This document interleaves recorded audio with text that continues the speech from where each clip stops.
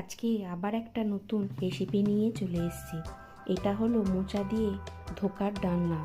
প্রথমে মোচাটা এইভাবে ফুলগুলোকে এক এক করে ছাড়িয়ে নিয়ে এই কাঠিটা বাদ দিয়ে কুচিয়ে নিতে হবে। কোচানো হয়ে গেলে একটু সেদ্ধ করে নিতে হবে। সেদ্ধ করতে দিয়েছি, এবার জল সেদ্ধ হয়ে গেছে। এবার জলটাকে ছেঁকে তুলে নিতে হবে মোচাগুলোকে। এইভাবে মোচাগুলোকে জল থাকবে না ছেঁকে নিয়েছি। এবার একটা গ্রাইন্ডারে ছোলার ডাল আর লঙ্কা দিয়ে ভালো করে বেটে নিতে হবে।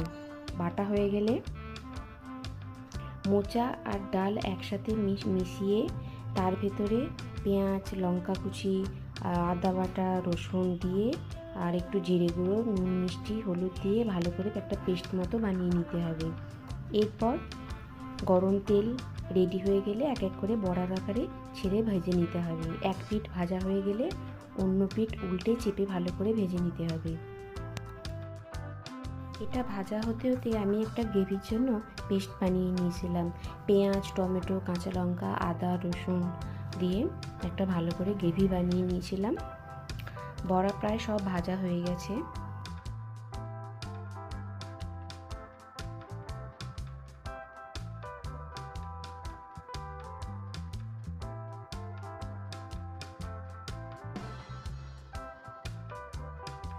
এবার তেল গরম করে ওর ভেতর কাঁচা লঙ্কা, শুকনো লঙ্কা, গোটা গরম মশলা, তেজপাতা ফোড়ন দিয়ে একটা কুচানো পেঁয়াজ দিয়ে ভালো করে ভেজে নিয়েছিলাম।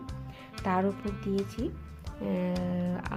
টমেটো আর আলু ভালো করে ভেজে নিয়ে ওই যে পেস্ট বানিয়েছিলাম পেস্টটা দিয়ে দিয়েছিলাম।